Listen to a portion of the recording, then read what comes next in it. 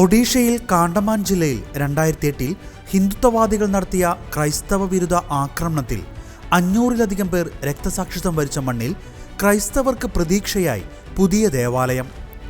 ഉദയഗിരിയിൽ നിന്നുള്ള സർക്കാർ അധ്യാപകനും ചർച്ച് ഓഫ് നോർത്ത് ഇന്ത്യ അംഗവുമായ മാത്യു നായിക്കിനെ വളഞ്ഞ ഹിന്ദുത്വവാദികൾ മണ്ണെണ്ണ ഒഴിച്ച് തീ കൊളുത്തി കൊലപ്പെടുത്തിയ സ്ഥലത്താണ് പുതിയ ദേവാലയം പണിത് കൂദാശ ചെയ്തത്.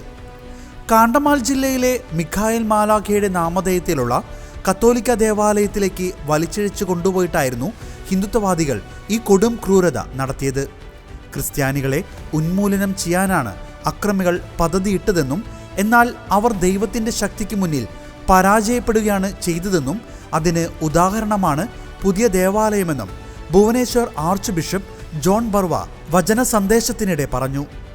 2008 ഓഗസ്റ്റ് 23 ജന്മാഷ്ടമി ദിവസം 81 വയസ്സുണ്ടായിരുന്ന ലക്ഷ്മണാനന്ദ സ്വാമിയെ കൊലപ്പെടുത്തിയെന്ന ആരോപണം ഉന്നയിച്ചാണ് തീവ്ര ഹിന്ദുത്വവാദികൾ ക്രൈസ്തവർക്ക് നേരെയുള്ള ആക്രമണങ്ങൾക്ക് തുടക്കം കുറിക്കുന്നത്.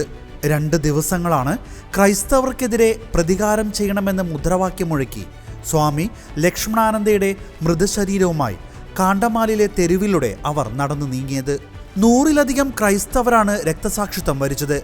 ആയിരക്കണക്കിന് ആളുകൾ കാടുകളിൽ ഓടി ഒളിച്ചു. 6000 വീടുകളും 300 ദേവാലയങ്ങളും അക്രമ സംഭവങ്ങളിൽ നശിച്ചു. 56,000 ആളുകളാണ് അന്ന് ഭവനരഹിതരായി മാറിയത്.